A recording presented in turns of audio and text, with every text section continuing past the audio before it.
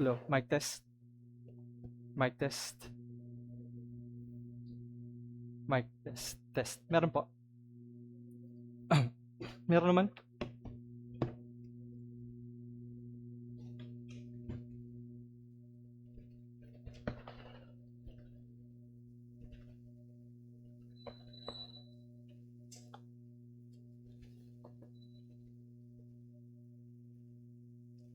Magandang umaga sa ating mga kapatid dito po sa SRBC.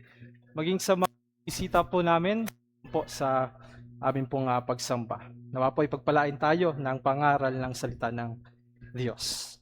Ngayon pong buwan ito, nung ako'y bata, ang June, ay buwan ng simula ng pagpasok. Excited para sa bagong mga gamit sa pagpasok sa paaralan. Yung amoy ng bagong notebook, bagong papel, bagong lapis, yung amoy ng bagong pambura, yung amoy ng loob ng pencil case. Tunay na nakakapagdala ng excitement sa pagpasok sa paaralan. Makikita mong muli mga bago mong kaklase. Makikita mo din maaring may mga bago kang mga magiging kaklase at may mamimit ka na bagong guro. Ang June, sa bata, nung ako'y bata ay exciting dahil matututo ka ng mga bagong makakatulong sa iyo para sa iyong buhay. Pero ngayon, ang June, globally, ay naging buwan kung saan sineselebrate ang kahihiyan. Pero para hindi ito matawag na kahihiyan, ang opposite ng kahihiyan ay pride. Kaya ang June ay naging buwan kung saan sineselebrate ang pride. Ayon sa kanila, ang pride ay ang pagpapakita o ang pag-celebrate ng Pride Month ay pagpapakita ng self-acceptance, defiance, and visibility. Sa madaling salita mga kapatid, ito ay tahasan na pagpapakita ng rebelyon sa salita ng Diyos at sa mga Kristiyano. Then nakakalungkot na yan yung sineselebrate ng mundo sa buwang ito. Siguro ay dahil hindi natin na tunay na naunawaan kung gaano kabigat at kung gaano kasama ang bunga ng ating pride. Ang ating pride, ang unang pride ng tao, nung ito ay lumabas sa sanlibutan, ay nagdulot ng kasalanan sa Diyos na nagdulot ng lahat ng iba't ibang uri ng mga kahirapan at paghihirap, sakit at kalungkutan, and then eternal suffering ng mundo natin, ng mga tao. At gusto ko po kayong dalhin sa talata natin ngayong umaga, kaya kung meron po kayong mga Biblia, pakibuksan po ang inyong mga Biblia sa Genesis chapter number 3, babasahin po natin mula verse number 14 to verse number 19. Genesis chapter number 3, verse number 14 to verse number 19. At dito ipapakita sa atin ng banal na kasulatan na ang kasalanan ay hindi simple. Ang kasalanan ay hindi maliit na bagay. Ang kasalanan ay mabigat at seryoso ang mga consequences nito at hindi ito kailanman pinahihintulutan ng Diyos. Kung nandiyan na po kayo, sundan niyo po ng inyong mga paningin at babasahin ko po sa inyo ang sinasabi ng salita ng Diyos. Genesis 3:14 to 19. At sinabi ng Panginoong Diyos sa Ahas, sapagkat ginawa mo ito ay sumpain ng higit sa lahat ng hayop at ganid sa parang ang iyong tiyan ng ilalakad mo at alabok ang iyong kakanin sa lahat ng mga araw ng iyong buhay. At papag-aalitin ko ikaw at ang babae at ang iyong binhi at ang kanyang binhi. Ito ang dudurog ng iyong ulo at ikaw ang dudurog ng kanyang sakong. Sinabi niya sa babae, pararamihin kong lubha ang iyong kalumbayan at ang iyong paglilihi. Manganganak kang may kahirapan at sa iyong asawa ay paihinuhod ang iyong kalooban at siya ay papapanginoon sa iyo. At kay Adan ay sinabi, sapagkat iyong dininig ang tinig ng iyong asawa at kumain ka ng bunga ng punong kahoy na aking iniutos sa iyo na sinabi, huwag kang kakain niyon, sumpain ng lupa dahil sa iyo. Kakain ka sa Kanya sa pamamagitan ng iyong pagpapagal sa lahat ng mga araw ng iyong buhay. Ang isisibol niyon sa iyo ay mga tinik at mga dawag, at kakain ka ng pananim sa parang. Sa pawis ng iyong muka ay kakain ka ng tinapay, hanggang sa ikaw ay mauwi sa lupa, sapagkat diyan ka kinuha, sapagkat ikaw ay alabok, at sa alabok ka uuwi. Mga kapatid, binasa po natin ng di nagkakamali at banal na salita ng ating Diyos. Tayo po muna ay sandaling manalangin. O aming Ama at aming Diyos, kami po ay lumalapit sa iyo at nagsusumamo, nagpapakita ng aming kawalan ng tiwala sa aming mga sarili. Na wala kaming at hindi mabuti para sa amin nagmang mataas o ang spirito ng pride sa bawat isa sa amin. Kaya, o aming Diyos, kami ay lumalapit at humihingi ng iyong basbas at biyaya sa aming pong pag-aaral ng iyong salita. Kayo na po magbigay sa amin ng katapatan at karunungan at makita naming may apply ang lahat ng aming pong mga matututunan sa mga talatang aming pong pag-aaralan. Ikaw ay maitaas sa aming kalagitnaan sapagkat aming itong hinihiling alang-alang sa karangalan at kaluwalhatian ng aming nag-iisang Panginoon at tagapagligtas na si Jesus. Amen. Mga kapatid, pinangamagatan ko po itong mensaheng ito. Ito po ay part 2 ng ang simula ng pag-abot ng Diyos sa makasalanan. May subtitle po itong ang sumpa at ang ebanghelyo. Ang Genesis, muli mga kapatid, ay aklat na naisulat upang ituro sa atin ang simula ng mga mahalagang bagay na kailangan nating malaman to make sense out of this life. Para maunawaan natin ang nangyayari sa ating buhay, bakit tayo nabubuhay, ibinigay sa atin ng Diyos sa pamamagitan ni Moises ang mga nakasulat sa Genesis. Ngayon po sa Genesis chapter number 3, nandito tayo sa section o sa bahagi kung saan nandito yung sumpa.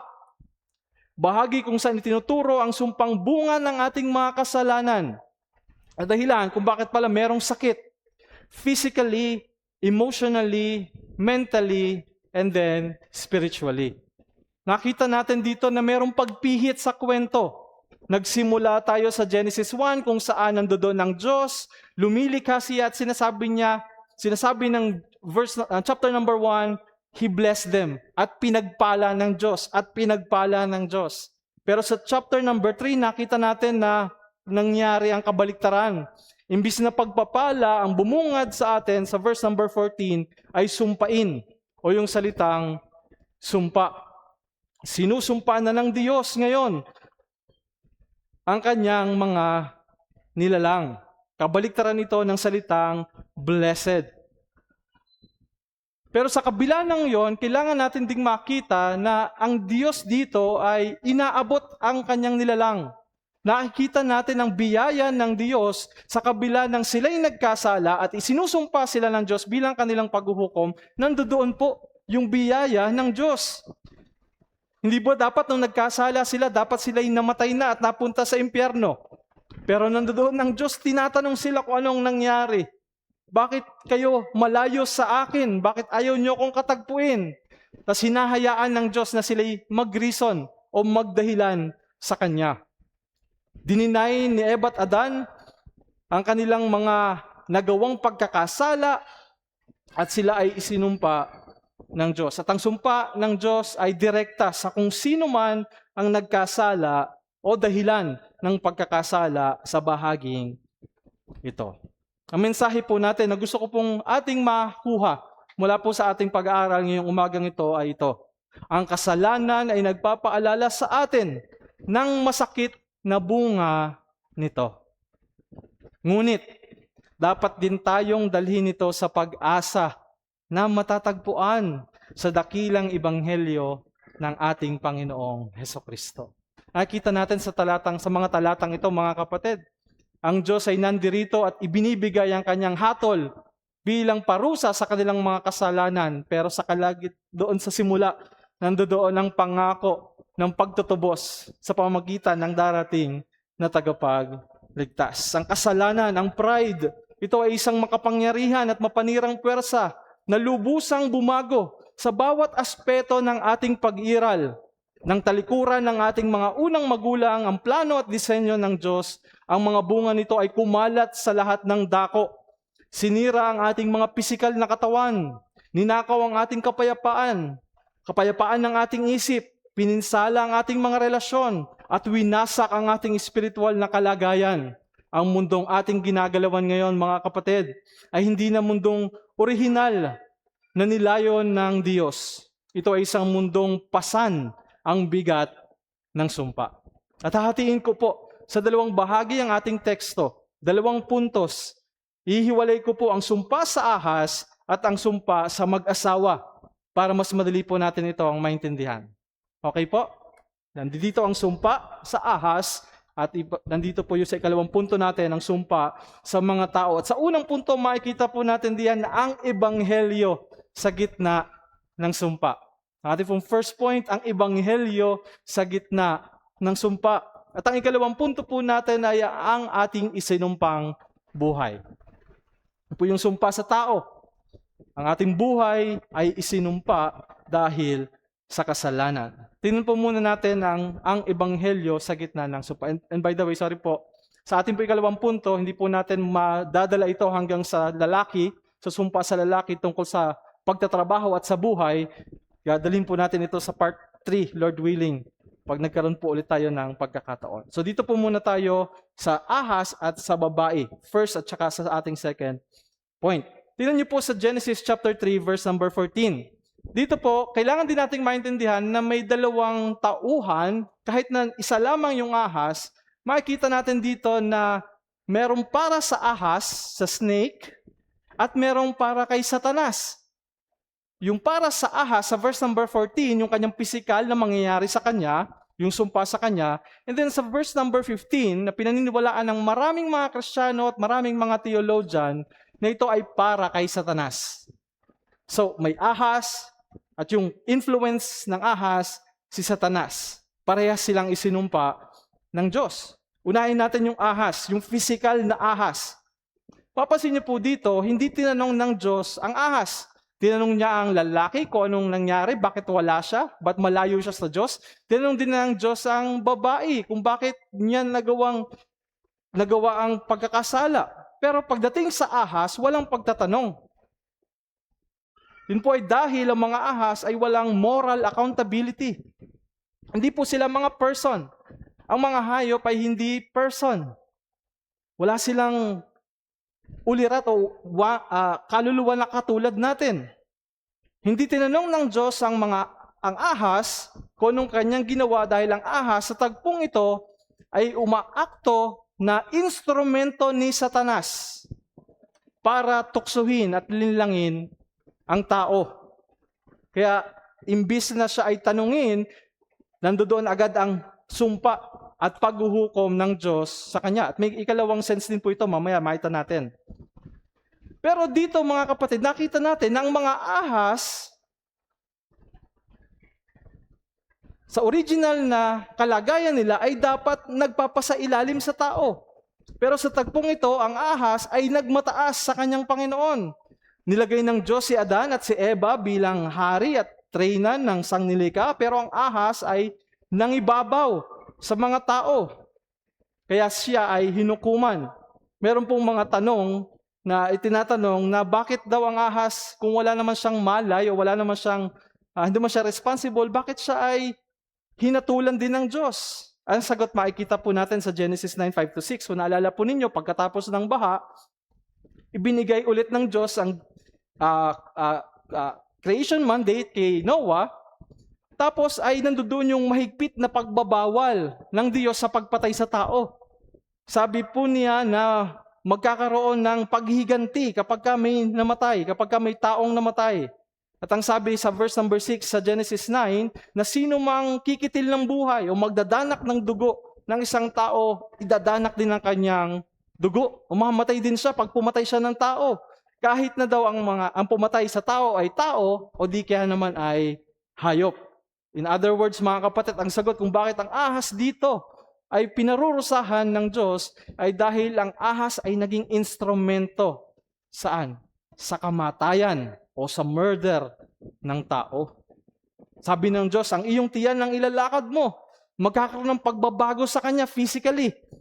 Naniniwala ang marami na ang ahas ay maaring nakatayo o maaring lumalakad sa pamamagitan ng kanyang mga paa.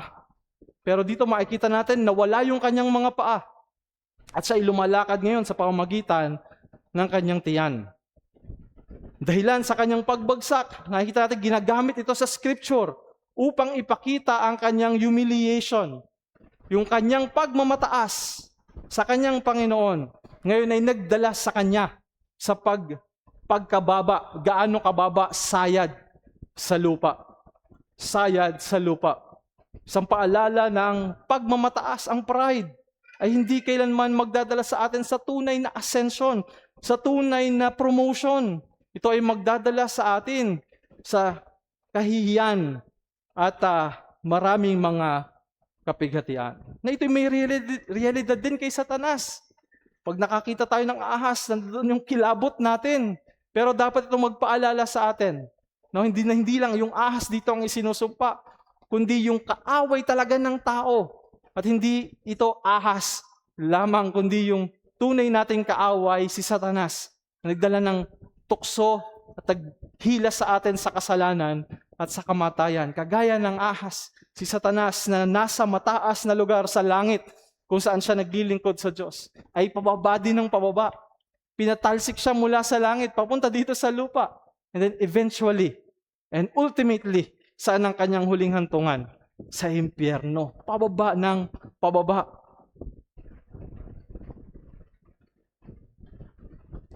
Secondly, yung spiritual na ahas, si Satanas. So nakita natin yung physical na ahas, and then yung spiritual na ahas, spiritual na tunay na nakakakilabot, spiritual na tunay na mapanila,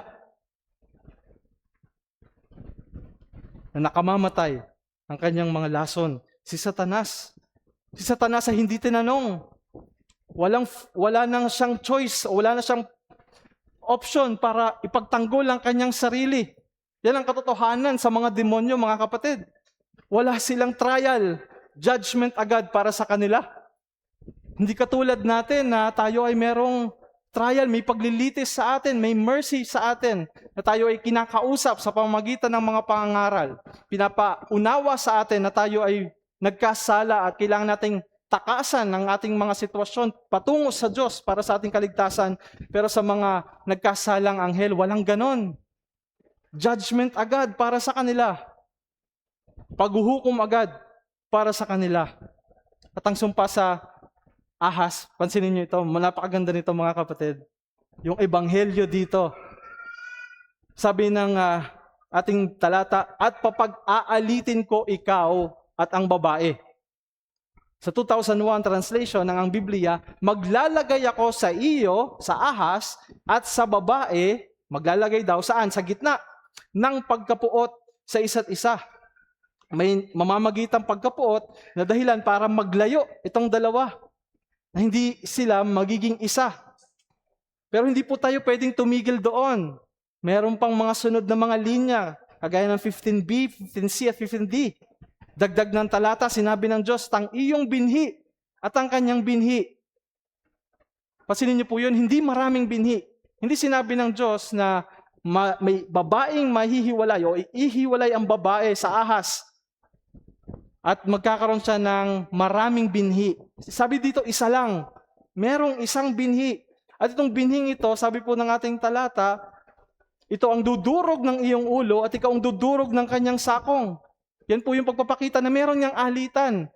Yung binhing ito na darating at yung ahas ay hindi talaga magkasundo. Sila ay magkahiwalay na magkahiwalay. Magkakaroon ng isang binhi na isisilang na hindi papasakop at hindi masasakop ni Satanas. Yun po yung malinaw na tinuturo dyan. Bawat tao na sinisilang ay nasa ilalim ng kapangyarihan ng dyablo. Nasa ilalim ng kapangyarihan ng kasalanan. Pero itong binhing ito na darating, na inia-announce dito, hindi siya sakop ng kapangyarihan ni Satanas. Hindi rin siya sakop ng kapangyarihan ng kasalanan. Meron silang pag-aalitan. Merong binhi na mula sa kanyang pagdating sa sinapupunan hanggang sa kanyang pagsilang, ang batang iyon ay labas sa kapangyarihan ni Satanas at walang kabahid-bahid ng kasalanan. Hindi sila magkakasundo ng dyablo. Hindi sila iisa. Magkakaroon ng pagdudurugan. Magdudurugan sila. At sa dulo, ang binhing iyon ang makikitang nakatayong matagumpay. Buhay at nagahari. Pamilyar ba siya sa atin, mga kapatid? Kilala niyo ba itong tinutukoy na binhi dito? Ito po ang ating Panginoong Hesukristo. Ang taong isinilang, ipinaglihi sa mundong ito.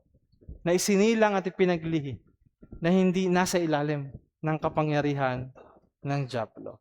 Si Satanas, ang punto natin, si Satanas at ang kasalanan ay hinatulan na wasakin ng Panginoong Hesukristo ang ikalawang Adang darating. At nandoon yung ating pag-asa, hindi ba? Na ang kasalanan, ang tukso na dinala ng dyablo dito ay hinatulan na mawawasak, na nandoon na direktang inatake ng Diyos at sinintensyahan ng Diyos ang kasalanan at ang dyablo. Na hindi lang niya inatake o hinusgahan yung ahas at saka yung spiritual na kaaway na si Satanas, pati yung kasalanan na tunay nating kaaway at nagpapahina at nagdadala sa atin sa kamatayan. Sapagkat ang kaguluhang ito, mga kapatid, ay maisasaayos. Ang sigalutan ay tatahimik. Ang trahedyang ito ay pauhupain. Ang pagkakahiwalay ay magsasamang muli. At ang kamatayang ito na nasa sa atin ay mawawala at tayo muling mabubuhay dahil sa Panginoong Hesukristo. Ang lahat ay itatama ng Diyos sa pamamagitan ng Panginoong Hesukristo. Sa pagbibigay ng sumpa, nakita natin na merong pag-asa, merong announcement ng pag-asa sa pamamagitan ng Savior, sa pamamagitan ng tagapagligtas, ang ikalawang Adan, na darating, na hindi masasakop ni Satanas at ng kasalanan, bagkos siya'y dumating para sakupin si Satanas at ang kasalanan. Nakikita natin dito, mga kapatid, ang tunay na solusyon sa kasalanan mula sa pag-aktong ito ng Diyos. Ang tunay na solusyon sa kasalanan at kasamaan ay ang ebanghelyo at ang natapos na gawa ng ating Panginoong Hesukristo. Hindi po ba? Sa kasaysayan, ito sa madilim na kasaysayan ng Amerika, taong 1920 hanggang 1933, bago ang Second World War, nagkaroon sila ng 13 years na alcohol prohibition. Ibig sabihin, bawal ang paggawa ng mga alak o anumang nakalalasing na inumin, bawal din ang pagbebenta nito. Kasi noong mga panahon yun, tumataas sa mga pang-aabuso, karahasan sa loob at labas ng tahanan. At ang naisip nilang solusyon ay iban ng alkohol na noon ay isa sa malaking industriya sa Amerika. Mabenta po ito. Ang inakala nilang magandang solusyon para sa kasamaan at kasalanan ay nagdulot ng mas malawak at mas makasalanang panahon sa Amerika. Naisip silang solusyon, pero imbis na ito'y magdulot ng magiging maayos at matiwasay ang mga Amerikano, baliktad ang nangyari. Naging dahilan ito para magkaroon ng isa sa pinakamadilim at pinakamakasalanang panahon sa United States. Dito nagsimula, mga kapatid, kasi ang mga modernong sindikato. Talagang mga makakapangyarihang sindikato. Sila yung mga nagkokontrol ng mga illegal na pabrika ng alak. Dahil illegal ito, nagmahal. Mahal ang pagbebenta ng alak. Kaya ito itinatago. May mga illegal na mga pabrika, hawak ng mga sindikato, illegal na mga bars, at talamak na panunuhol sa mga pulis at mga hukom noong mga panahong yon. para di mapatigil ang sindikatong ito na noon ay kumikita ng daang-daang milyong dolyar. Sipin niyo po yun, 1920, kumikita ka yearly ng daang-daang milyon dolyar, no? 100 years na ang gap natin sa kanila, pero meron silang 100 million yearly. Ganon sila kamakapangyarihan. Dito po naging tanyag, kung kilala niyo po si Al Capone, na may-ari ng napakaraming pabrika ng alak at mga bars at may hawak sa malaking o malawakang prostitusyon. Mga kapatid, ang tao ay hindi kailanman mapapayapa dahil sa kasalanan. Ang kasalanan na nagdala sa atin sa kahirapan. Lalo't higit sa paghahanap ng solusyon labas kay Kristo. Maaring alisin ang mga bagay na nagdudulot ng specific na kasalanan sa iyo at sa akin. Ngunit babalik ang ating puso sa paghahanap ng kasalanang muli nating mamahalin.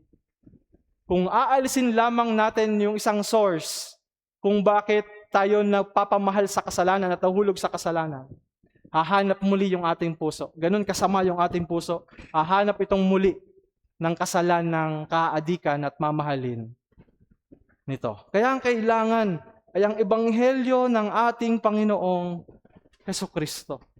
Kaya ang hamon para sa bawat isa sa atin, ang ebanghelyo dapat ang ating maging pag-asa sa lahat ng aspeto ng ating buhay.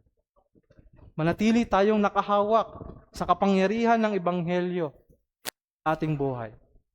Ito yung provision ng Diyos. Maaring foolishness ito para sa mundo. Maaring di ito sapat para sa marami.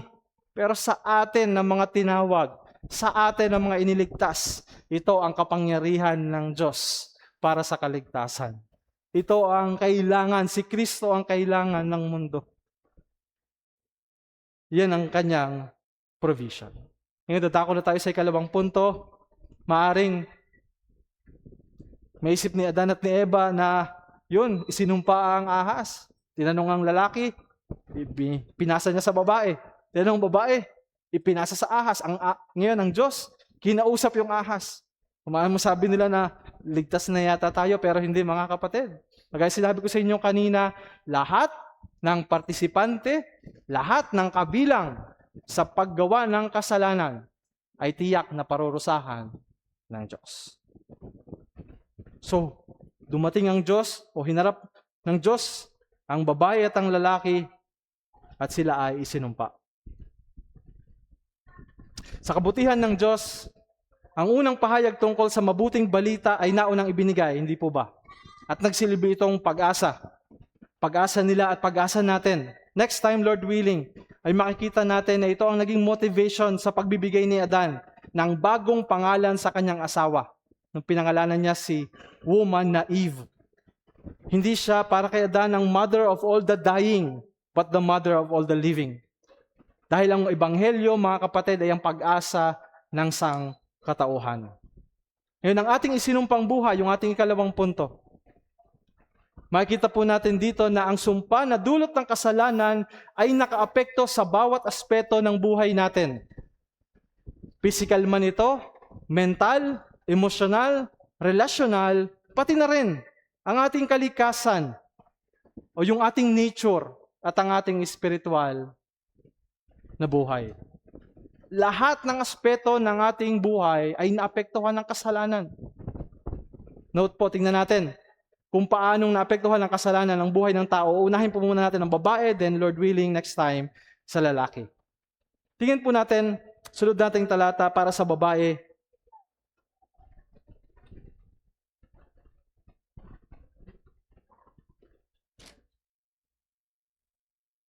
Sabi po sa verse number 16, sinabi niya sa babae, pararamihin ko ang paghihirap mo sa iyong paglilihi. Na wala po yung sumpa, o hindi niya sinabi na isinumpa niya ang babae, pero dahil nga po ito ay nasa pagitan ng sumpa, kapasin niyo po may sumpa sa ahas at may sumpa sa lalaki, so ganoon din po ito ay sumpa sa babae.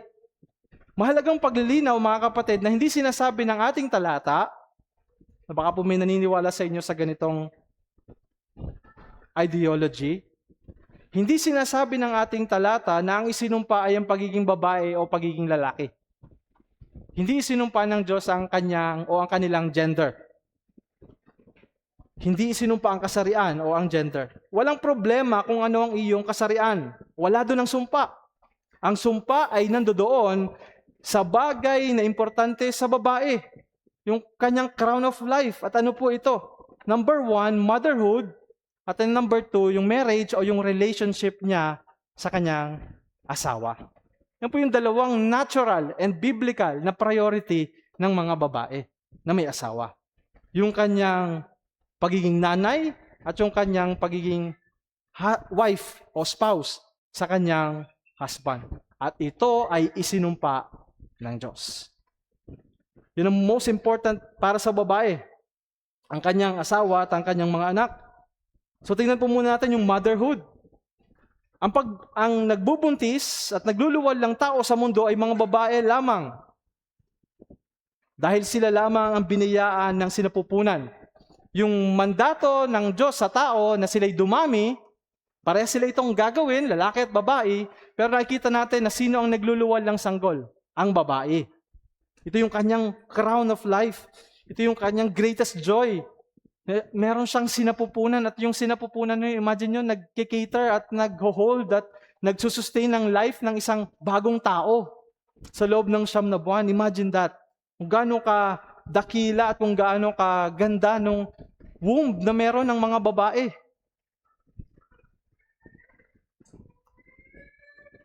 Pero sabi ng Biblia, ang sumpa sa kanila, pararamihin kong luba. Ang iyong kalumbayan at ang iyong paglilihi, manganganak kang may kahirapan. Kalumbayan, ito po ay tumutukoy sa physical at emotional. Ibig sabihin nito yung, sinasakop nito yung lahat ng kalumbayan na meron ng isang tao. Yung kanyang physical na nararamdaman na nagdadala sa kanya ng sorrow, at yung emotional, yung kanyang pakiramdam na hindi natin nakikita, yung sabi nga yung puso na nasasaktan, yun ay apektado, yung kasama po yun dito sa kalumbayan na ito. And then yung kahirapan naman ay tumutukoy sa physical, yung talagang physical na kahirapan na dala ng pagluluwal ng sanggol. In other words, parang sinasabi ng Diyos dito na sa inyong pagpaparami, again, hindi po natapos yun, hindi tinanggal ng Diyos yun, yung kanilang pagdami. Unang-una, dahil sa kanilang pagdami, lalabas ang tagapagligtas. So, hindi po tinapos ng Diyos, o hindi inalis ng Diyos, yung kakayanang dumami. So, sa kanilang pagpaparami, sa pamamagitan ng pagdadalang tao at panganganak ng babae, ito ngayon ay nababalot na ng di masusukat na sakit o paghihirap, both emotionally and physically. So, ang mga babae na magdadalang tao ay nakakaranas ng physical and emotional pain. Kung nakapunta na po kayo sa bahay paanakan, sa biyaya po ng Diyos, nakapunta na ako sa bahay paanakan mahigit 5 beses.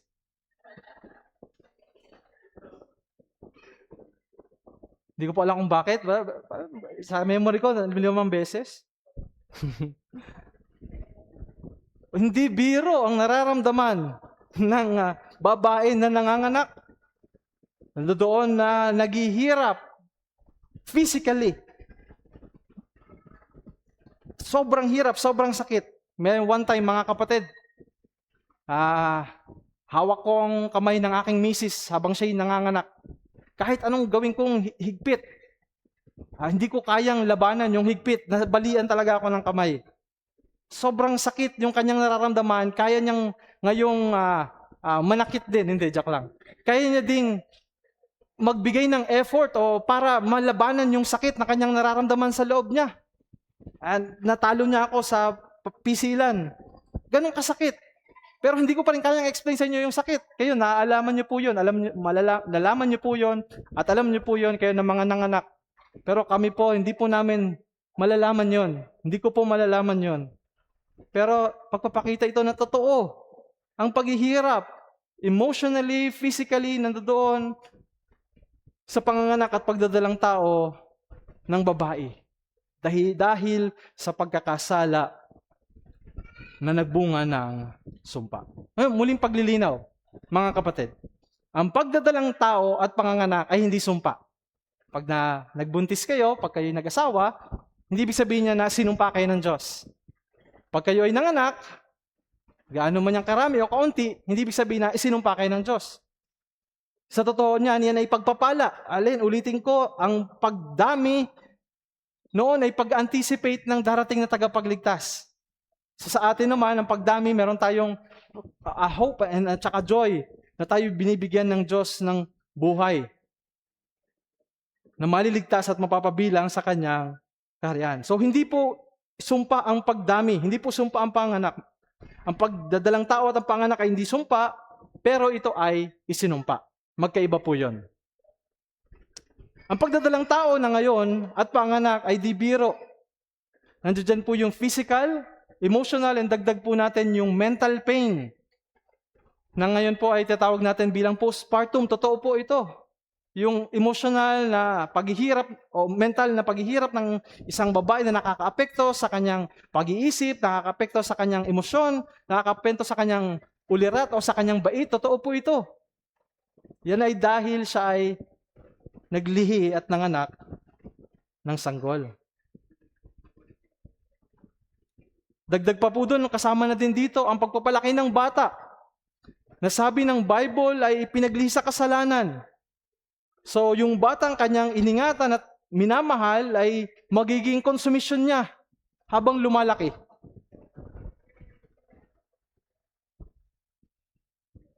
Dahil sa kanyang mga pag-uugali na mali at makasalanan.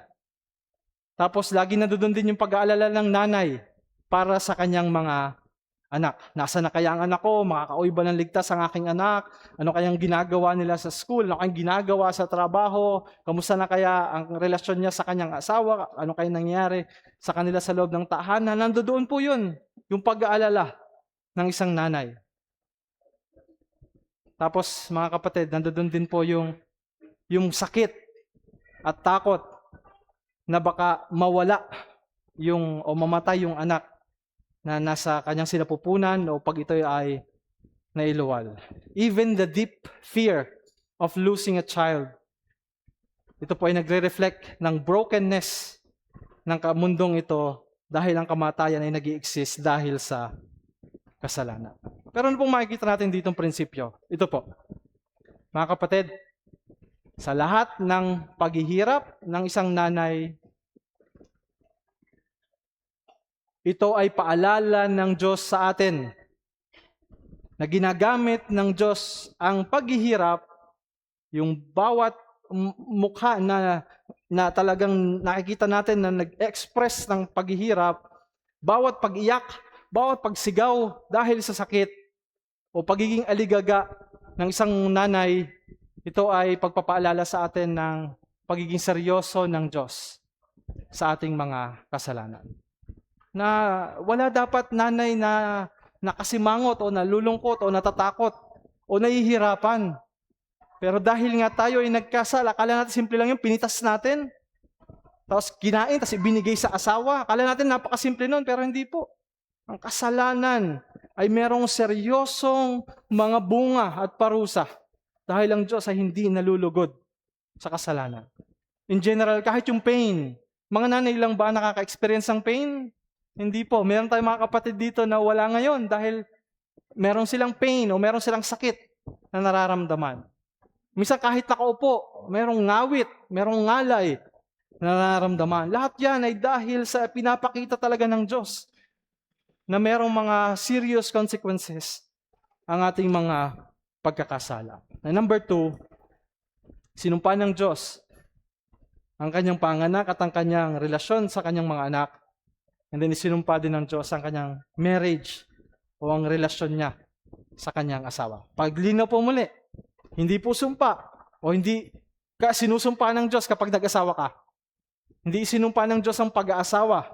Ang sinumpa ng Diyos ay yung harmonious union o yung tensyon o pagkakaroon ng tensyon sa pag-aasawa. Ang marriage ay tinatawag nating holy matrimony, banal na tipan. Maganda ang pag-aasawa, nananatili itong banal sa paningin ng Diyos. Pero ang problema dahil sa pagre-rebelde ng babae sa otoridad ng Diyos at ng kanyang asawa, magkakaroon na ito ngayon ng kawalan ng kadalisayan o ng harmony sa loob ng pag-aasawa. Yung marriage o yung relationship na dapat ay picture na nagpapakita ng pagkakaisa. Ngayon ito ay magiging lugar kung saan merong laging pakikipagkompetensya at a friction sa isa't isa. Sabi po ng Diyos, at sa iyong asawa ay paihinuhod ang iyong kalooban. Ay marami po naging interpretasyon dito. Dalawa lamang po ang bibigay ko sa inyo. Una, number 1, yung sinabi dito ng Diyos na ang iyong asawa ay paihinuhod at sa iyong asawa ay paihinuhod ang iyong kalooban. May mga nagsasabi na ang ibig daw sabihin nito ay magiging patay na patay ang mga babae o mga asawang babae sa kanilang asawang lalaki. Yung kalooban daw nila laging chasing after the husband. Tunay po ba yun? Sa mga married men dito, tunay ba yun? Lagi bang patay na patay yung mga asawa natin sa atin? O gusto na tayong patay-patayin? Hindi na, joke lang. So, hindi po, yun ang tunay na interpretasyon. Ang tunay na interpretasyon, yung option number 2 natin, kagaya, salamat sa Diyos, may Genesis 4. Dahil sa Genesis 4, merong parehong statement na ginamit, parehong salitang ginamit para naman kay Cain. Sabi ng Diyos na nandoon si Cain, galit sa Diyos at galit kay Abel. Sabi ng Diyos na nandoon ang kasalanan, nasa labas ng pintuan. At gusto kang, ang kalooban niya ay sa iyo. Sabihin, gusto kang masterin ang kasalanan. Pero kailangan mo itong masterin. So, ang ibig sabihin po, in other words, sinasabi po ditong sa sumpa, sa relationship ng babae sa kanyang asawa, lagi siyang matetempt at lagi siyang makakaramdam na gusto niyang siya yung mas masusunod o siya yung magkokontrol sa kanyang asawa at sa kanilang pamilya. Magkakaroon ng power struggle sa marriage. Ang mga babae ay mag-desire at matetempt na i-master yung kanilang mga husband. Sila yung maging Panginoon ng kanilang mga asawa. Pero hindi sila magtatagumpay. Dahil itinakdan ng Diyos at inordain ng Diyos ang authority ng mga husband. Sabi po sunod na linya, at siya'y papapanginoon sa iyo. Yan po ay fixed. Galing yan sa Diyos. Yan yung disenyo ng Diyos. Ang lalaki ang mangunguna sa pag-aasawa. Nakita niyo po dito yung sumpa ng Diyos sa babae. Sinubukan niya o ginawa niya na siya ang mangunguna. Nung pinitas niya yung prutas at binigay niya sa kanyang asawa. Ngayon, ito ay ibinalik ng Diyos at pinatindi pa ng Diyos dahil ito na yung magdudulot ngayon. Kung nung una walang naging problema, kumain lang si Adan. Ngayon magkakaroon na ng problema. Magkakaroon na ng struggle. Magiging mahirap na para sa kanya ang magpasakop sa kanyang asawa. Pero again, mga kapatid, naunang ipangaral ang ebanghelyo, hindi po ba? Naunang in-announce na merong tagapagligtas na darating. At tayo, hindi tayo nabubuhay sa hardin. Tayo ay nabubuhay na sa kaharian ng Diyos bilang mga mananampalataya. Dumating na ang ating Panginoong Jesucristo. Pinakitaan na tayo ng perfect example ng perfect relationship. Nakagaya ng perfect relationship ng isang husband sa kanyang wife at ng isang wife sa kanyang husband. Sabi po sa Ephesians chapter number 5, although sa Genesis chapter number 3 at sa reality nakikita natin na magkakaroon ng struggle ang mga asawa dito. Pero nandito nakikita natin sa Ephesians 5 na mayroong pag-asa at ito ay ang ebanghelyo pa rin ng ating Panginoong Jesucristo. Matututo ang isang babae ng submission, una kay Kristo. Makikita niya na si Kristo ay kanyang pagtitiwalaan, mamahalin, tapat at totoo. Na lahat ng sinasabi ni Kristo ay para sa kanyang ikabubuti. Magiging matututo ang isang Kristiyanong babae na magpasailalim sa kapangyarihan ni Kristo. At lahat ng babae na naging mananampalataya, lahat ng babae na naligtas, ay marunong na ngayon mag-practice ng submission. Dahil sila ay natutong maging submissive sa Panginoong Jesucristo. So, magkakaroon pa rin ng struggle. Ang isang asawang babae na magpasakop sa kanyang asawa, pero meron na siya ngayong example. meron na siya ngayong motivation at inspiration, yung kanyang pagpapasakop kay Kristo. At yung pagpapasakop ng iglesia sa pagpapanginoon ng Panginoong Jesucristo. Nandoon na yung ating hope. Nakita natin yan sa Ephesians chapter number 5. No, so, in summary and sa ating pagtatapos, nakita natin sa ating second point na merong pain and suffering. Hindi lamang sa mga nanay, kundi sa bawat isa sa atin. Hamon para sa ating mga nanay, sa childbirth at saka sa child rearing, yung pagpapalaki ng mga anak, kailangan lagi nating naalala ang gospel ng ating Panginoong Jesucristo. Ang mga tayo o ang mga nanay ay nanganganak ng mga makasalanan. At kasabay nito, ikinasal sa isang makasalanan. Pero ang pag-asa ay nasa Panginoong Jesucristo. Si Eva ay nakatingin, anticipating na sa kanyang panganganak, gaano man ito kahirap, gaano man ito ka-emotionally, nagdadala ng instability sa kanya. Nandoon yung pag-asa niya na yung darating o yung ipapanganak niya ay tagapagligtas. Umasa talaga siya na si Cain na yun. Pero si Abel na yun, pero pinatay ni Cain. Tapos umasa siya ulit na yun ay si Seth. So, tumitingin o bawat panganganak ni Eva, mahirap man, pero tumitingin siya sa Savior. Ngayon, ganoon din po sa ating mga nanay. Maring mahirap ang panganak. Yung mga single pa dito na mga women, maaring matakot kayo. Ayaw nyo na ngayong mag-anak, ayaw nyo na ngayong mag-asawa. Pero hindi po, ang pag-asa natin ay na kay Kristo. Na yung panganganak o yung pagdadala ng buhay dito sa mundo, itong batang ito ay maaaring lumaki na umiibig at nagmamahal kay Kristo. Then in general, ang pain and suffering, para naman sa atin ng mga di mga nanay, nakakaranas tayo ng pain and suffering. Ano man yan? Emotional, physical, mental suffering, kayo po ang nakakaalam ng inyong pinagdadaanan sa ngayon. Pero ito po ay pagpapaalala sa atin ng seriousness nga po ng kasalanan. Pero tayong mga Kristiyano, ang ating pag-asa at ang ating tingin ay na kay Kristo sa kanyang muling pagbabalik. Sa pagdating ng ating Panginoong Jesucristo, wala ng pain and suffering. And then, tandaan niyo po yung sinabi ng apostol, wala nang makapapantay. Anumang paghihirap at suffering ang pinagdaraanan natin ngayon, hindi nito mapapantayan yung pain and suffering na dinanas ng ating Panginoong Jesucristo. Kaya bilang mga mananampalataya ng Panginoong Jesucristo, meron tayong patience sa ating pain and suffering. Remembering and knowing ng ating Panginoong Jesucristo ay nagdusa dahil sa kasalanan na hindi niya ginawa, kundi dahil sa ating mga kasalanan. And then also, hindi tayo dapat maging kampante sa kasalanan, mga kapatid.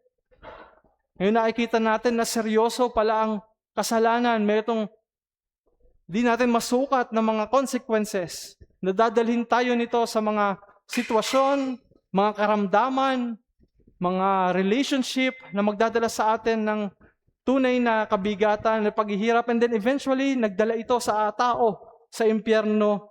Bantayan mo ang iyong sarili. Baka binabaliwala mo ang iyong mga nagagawang kasalanan. Mga kapatid, bantayan mo ang iyong puso. Bantayan natin ang ating puso sa pag-iisip na may mga kasalanang hindi importante. May mga kasalanang maliit lamang para sa atin. Minsan lang naman ito, o di kaya naman ay hindi naman ito mapapansin, o di kaya naman ay meron naman akong magandang rason kung bakit ako nagkakasala o kung bakit ko ito nagagawa. May intindihan ito ng Diyos. Hindi po, mga kapatid. Galit ang Diyos sa kasalanan. Salamat sa Panginoong Jesucristo dahil tayo ay wala ng condemnation. Pero tayong mga Kristiyano ay hindi dapat mga community o mga tao na imbis na nabubuhay sa kabanalan ay nabubuhay na parang walang Diyos. Sinusuway ang kanyang mga kautusan.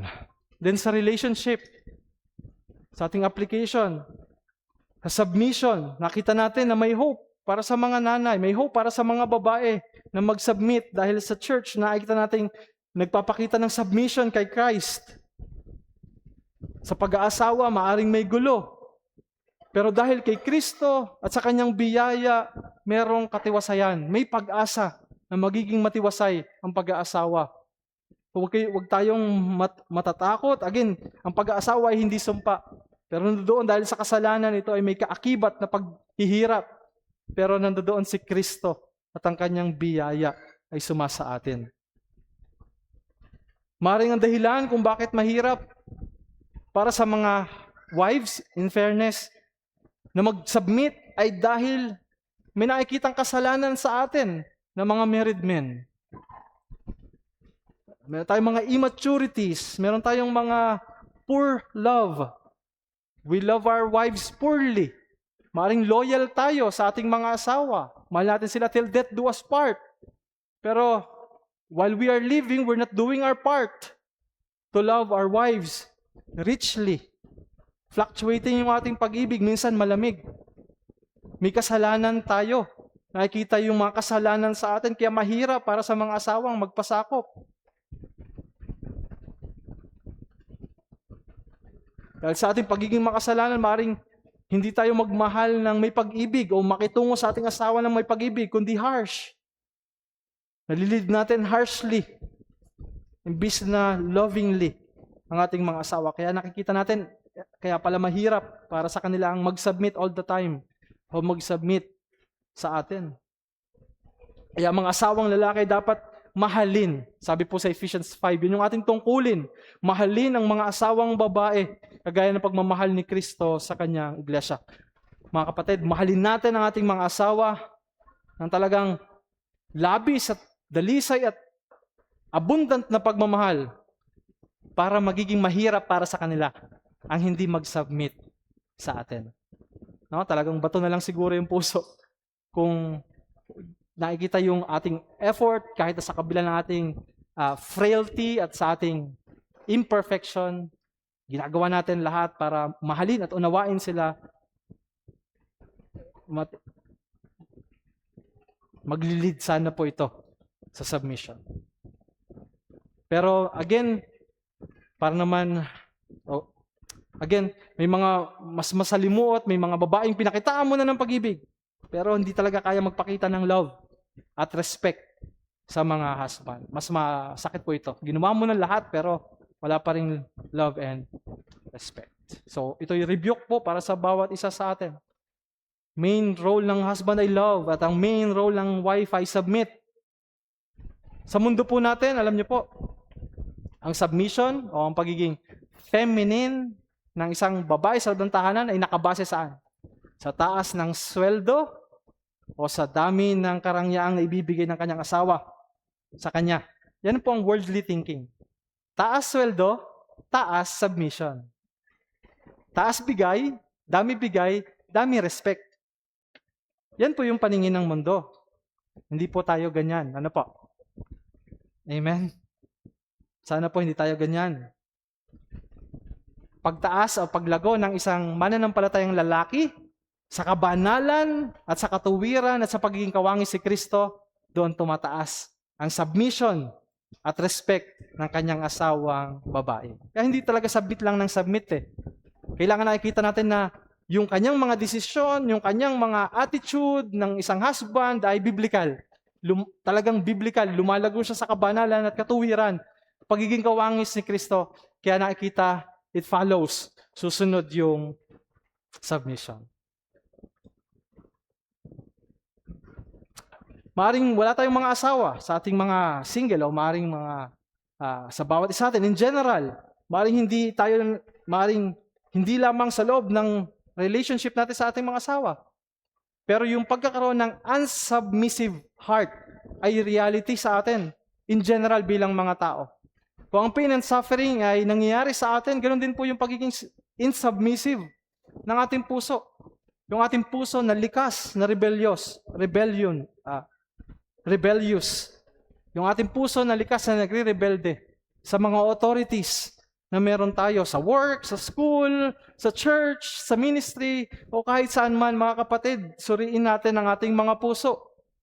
Hindi lamang sa relationship ng mag-asawa, merong problema sa submission. Kahit saan, makikita natin, nangyayari yan. Nangyayari ba yan sa'yo? Kung nasa saan ka man ngayon, saan mang institusyon o authority ka nagpapasailalim, meron ka bang pusong insubmissive? Meron ka bang pusong ayaw magpasakop? Ikaw laging tama. Ikaw lagi ang okay sa iyong paningin. Ikaw lagi ang nakakaalam ng mabuti. Wala kang pagsunod. Ikaw lagi yung Lord, saan ka man magpunta. O meron kang mga desire na di tama, makasalanan. Suriin natin ang ating mga puso, mga kapatid. Tayo na nasa new creation, tayo na nasa kaharian ng Diyos. Hindi tayo dapat lugar o tao na kung saan nakikitang tunay nga ang kasalanan o tunay nga ng pagiging sinumpa ng mundo. Dapat sa ating mga buhay ang namamagnify ay grace ng ating Diyos. Ang namamagnify ay hindi sinfulness. Ang namamagnify dapat ay ang biyaya ng binagong buhay sa pamamagitan ng ating Diyos. Ang bawat relationship na meron tayo, dapat ito ay place ng comfort, place ng grace, place ng encouragement, at hindi place ng kasalanan o hindi lugar kung saan mas nakakaramdam ng discomfort o mas nakakaramdam ng discouragement o mas nakakaramdam ng kahirapan ang mga tao sa ating buhay. Saan man ito, sa loob man ng pamilya, sa loob ng church, o sa relationship ninyo sa inyong mga kaanak, sa trabaho o sa school. Dapat ang mga binagong mananampalataya, ang mga na kay Kristo, ay hindi proponent ng sin, kundi proponent ng biyaya at kapahingahan. Ngayon, para naman po sa amin po mga bisita na naririto ngayon. Nandiyan dyan ang reality ng pain. Nandiyan dyan ang reality ng suffering. At ang pain and suffering na nararamdaman nyo, nakahirapan at paghihirap sa inyong buhay, physical man ito, emotional man ito, o mental man ito ay paalala ng Diyos sa iyo na ikaw ay nagkasala sa Kanya at ikaw ay merong kasalanan. At ito ay babala dapat sa iyo na may mas matindi pang pain and suffering na darating. Yung eternal pain. Merong mga tao, ang desire ng tao, lalo ng mga mayayaman. Alam niyo po, yung mga mayayaman, sabi ng Panginoong Jesucristo, mahirap sa kanilang maligtas. Dahil naniniwala sila na sila'y pinagpala na ng Diyos. At marami silang mga yaman na maaari nilang gamitin para mabili nila ang comfort. Mabawasan yung kanilang pain sa mundong ito. Yung mga mayayaman, privilege sila. Ginagamit nila yung kanilang pera para hindi sila ganun naghihirap, hindi sila ganun nagugutom o nakakaramdam ng hunger, hindi sila ganun nahihirapan dahil kaya nilang bumili ng gamot, kaya nilang magpagamot. So kaya nilang i-alleviate yung pain and suffering. Pero ang pain and suffering ay nagpapaalala sa atin na meron tayong problema, lalo sa mga wala pa kay Kristo. Meron kang problema. Ang kahirapan at paghihirap at mga sakit ay bunga ng iyong kasalanan at kailangan itong masolusyonan. At ang solusyon, nakita mo, ay si Kristo. Ang ebanghelyo ng Panginoong Jesucristo, dinanas niya yung pain para sa iyo. Maaring natutokso din kahit yung mga mahihirap, hindi lang mga mayayaman, kahit yung mga mahihirap, yung mga hindi kayang i-afford, yung mga privileges. Pero nandoon ka nakatingin na kung magkakayaman lang ako, mababawasan ang aking paghihirap. Tama naman po yun, maaaring mabawasan ang iyong pain and suffering. Pero hindi nito eternally matatanggal ang pain and suffering. Kailangan mo si Kristo. At si Kristo lamang ang nag-iisang nagtanggal ng pain and suffering. Eternally. Eternally. Ginawa yan ng Panginoong Jesucristo. Kaya ang kailangan mo si Kristo sa kanyang muling pagbabalik. Kung ikaw ay wala sa Kanya, hindi ka niya makikitang nagpapasakop at nagtitiwala sa Kanya, ikaw ay makakaranas ng eternal suffering sa Kanyang muling pagbabalik. Mahalaga kay Kristo sa Kanyang pagbabalik ay yung pagtitiwala at pananampalataya sa Kanya bilang iyong Panginoon at tagapagligtas. So in conclusion, mga kapatid, ang bahaging ito ng ating Biblia ay nagsisilbing panghabang buhay na nagtuturo at nagpapaalala na ang kasalanan ay may mga bunga na umaabot sa bawat aspeto ng ating buhay. Pisikal, emosyonal, maging ang pakikipag-ugnayan natin sa ating kapwa. Pero ang mga pagdurusang ito ay hindi nilayon upang iwan tayo sa kawalan ng pag-asa. Sa halip, idinisenyo ang mga ito upang akayin tayo patungo sa tagapagligtas. Ang pagkahulog, ang mismong lugar kung saan sinimulan ng Diyos ang kanyang dakilang gawain ng pagtutubos. Habang hinaharap natin ang mga pagkasira sa ating sariling buhay, mga karamdaman sa ating buhay, ang mga sakit sa ating mga relationships, kailangan nating magpasya kung saan natin ilalagak ang ating mga pagtitiwala. Kung kanino natin mahanap ang ating grace, ang ating hope, ang ating pag-asa. Tayo ba ay umaasang tunay sa persona at gawa ng ating Panginoong Jesucristo? Ang mga unang salita ng pag-asa ay ipinahayag ng Diyos dito mismo kung saan ang tao ay nahulog na nagpapatunay ng ebanghelyo ng ating Panginoong Jesucristo. Ang laging itinakda ng Diyos na maging tanging solusyon sa lahat ng ating mga kinaharap. Tayo po'y manalangin.